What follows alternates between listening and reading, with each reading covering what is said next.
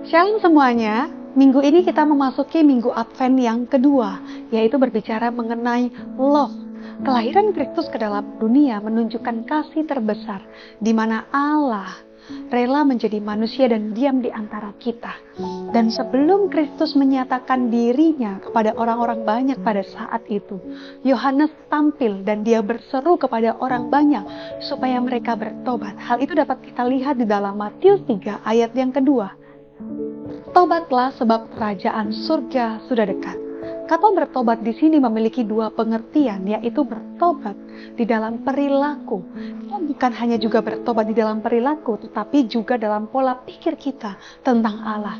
Seringkali kita salah memikirkan tentang siapa Allah itu dalam hidup kita. Tanpa sadar, kita seringkali menjadikan Allah itu sebagai budak kita yang kita minta-minta lalu harus diberikan. Tapi kita harus bertobat dari perilaku itu, bahwa kita sebagai orang Kristen gak harus selalu mendapatkan berkat yang daripada Tuhan. Untuk itu, bertobat di sini memiliki dua pengertian, yaitu bertobat secara perilaku dan juga pola pikir kita tentang Allah. Sebab kerajaan surga sudah dekat, artinya Kristus sudah hadir.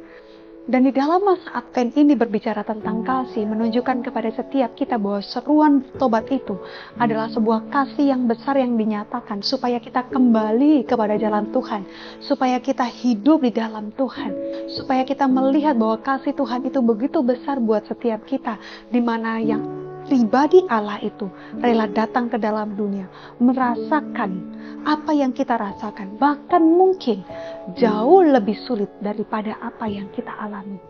Kasih terbesar Dia nyatakan kepada setiap kita. Apakah kita masih tetap terus mau berada di dalam dosa, melakukan dosa berulang-ulang kali dengan dosa yang sama, atau maukah kita mendengarkan suara itu? Bertobatlah, sebab kerajaan surga sudah dekat. Mari kita jangan membuang-buang waktu kita. Mari kita jangan mengeraskan hati kita. Ketika seruan bertobatlah itu kita dengarkan, mari kita mohon Tuhan melembutkan hati kita, agar kita boleh sungguh-sungguh berada di dalam jalan Dia. Perilaku kita diubahkan, pola pikir kita tentang Allah juga diubahkan.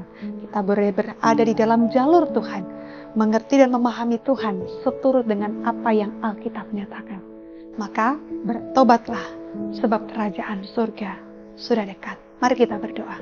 Terima kasih Tuhan untuk seruan tobat yang Tuhan nyatakan kepada setiap kami. Ajar kami Bapa untuk kembali kepada jalan-Mu dan hidup dalam kebenaran-Mu. Dalam nama Yesus Kristus kami berdoa. Amin.